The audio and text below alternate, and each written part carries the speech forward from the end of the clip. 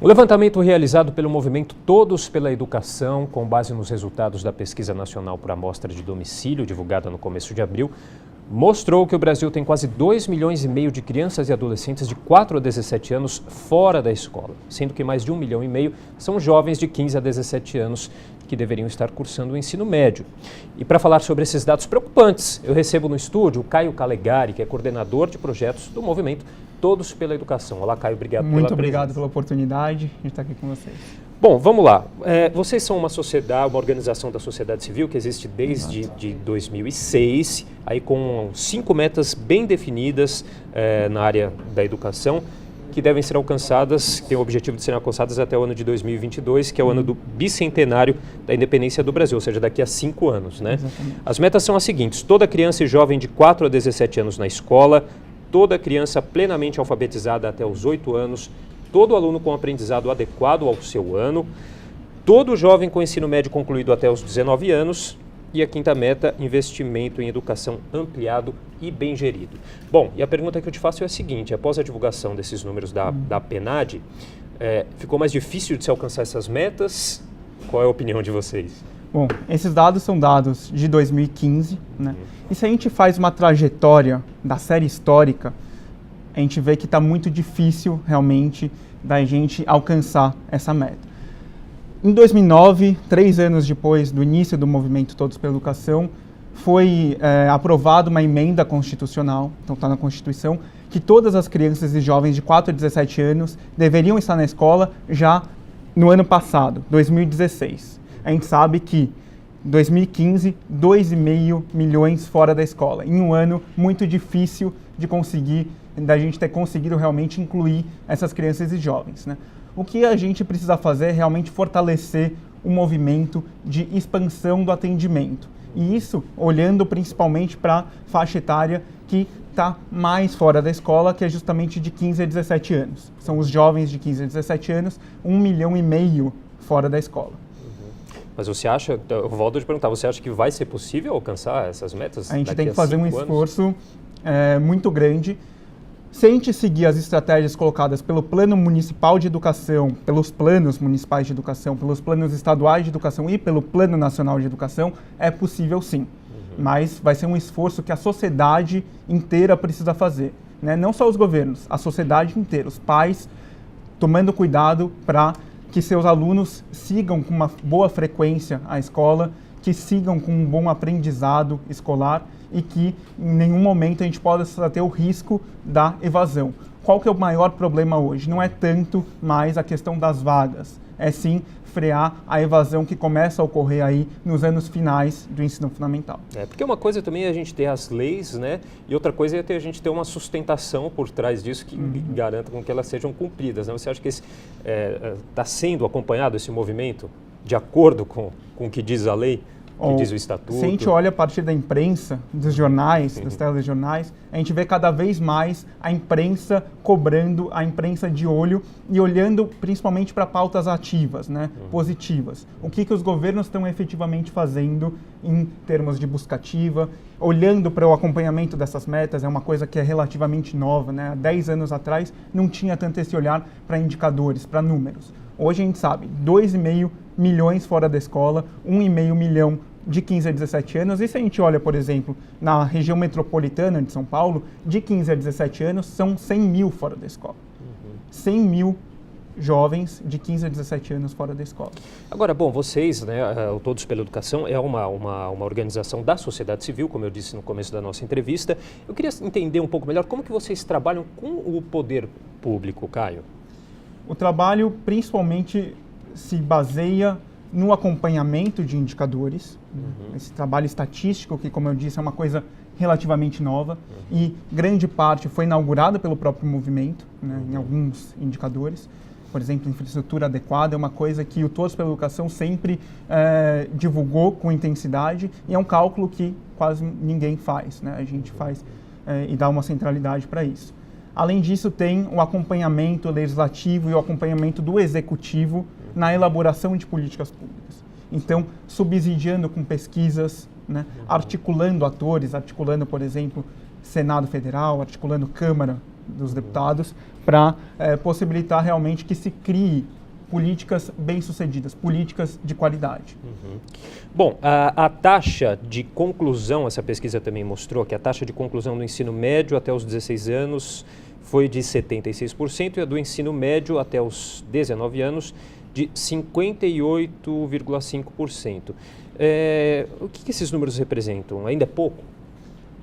Ainda pouco, né? A gente deveria estar em patamares muito mais elevados, olhando inclusive para a trajetória, para que a gente alcance metas, as metas do Plano Nacional de Educação que dizem respeito justamente a isso, né? Meta 2 e meta 3 do Plano Nacional de Educação. E o que precisa ser feito? Qual que é o olhar que a gente precisa ter? Normalmente, esses jovens, esses adolescentes e jovens que estão atrasados em termos de suas trajetórias escolares, esses perfis de repetências acumuladas são justamente aqueles que têm mais propensão a efetivamente evadir da escola. Né? Então você precisa de um olhar para esses jovens que normalmente estão em situações mais vulneráveis, né? Normalmente têm algumas dificuldades em relação à própria escola, têm demandas específicas para a própria escola e você precisa de um olhar específico para isso, para evitar um acúmulo de repetências e diminuir, portanto, o risco de evasão. Como que fica o papel também da valorização do professor? Eu vejo que também, então, vocês têm as metas, mas também tem subgrupos dessas metas, né? Que inclusive fala sobre a valorização do professor. Explica um pouquinho para a gente esses subgrupos aí dessas metas que vocês têm e já essa questão do professor também. A gente tem 5 metas, que foi o que foi criado no início do movimento, né? Ao longo do movimento, a gente criou 5 bandeiras. Uma delas é de valorização e qualificação da formação dos professores. E tem também 5 atitudes, que aí mexe muito mais com a questão de como a gente potencializa a sociedade civil nessa luta pela educação de qualidade.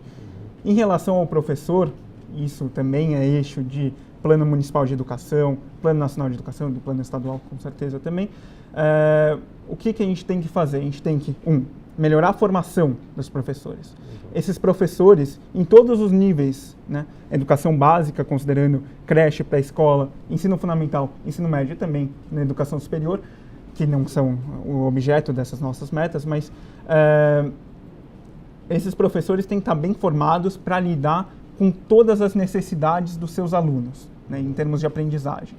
E bem valorizados também. E muito bem valorizados. Quando a gente olha, por exemplo, salário dos professores da rede pública, da educação básica, em comparação com os demais profissionais com o mesmo nível de formação superior, né, de nível superior. Os professores recebem praticamente a metade, 54% do que recebe a média dos demais profissionais.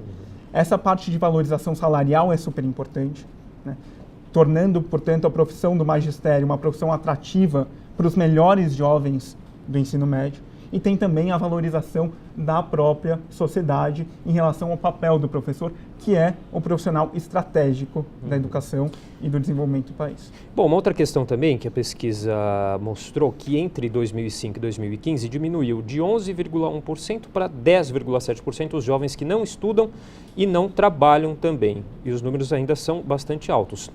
974 mil jovens que nem trabalhavam, que não trabalham e não estudam, números de 2015. A gente percebe também que é uma diminuição ainda tímida, né? Vem diminuindo, mas pouco, né? Quando a gente compara, por exemplo, com a diminuição do número de jovens e crianças fora da escola, que em 2005 eram 5 milhões, agora são 2,5 milhões, foi uma diminuição muito maior do que essa que a gente está vendo aqui na taxa de jovens de 15 a 17 anos que não estudam nem trabalham.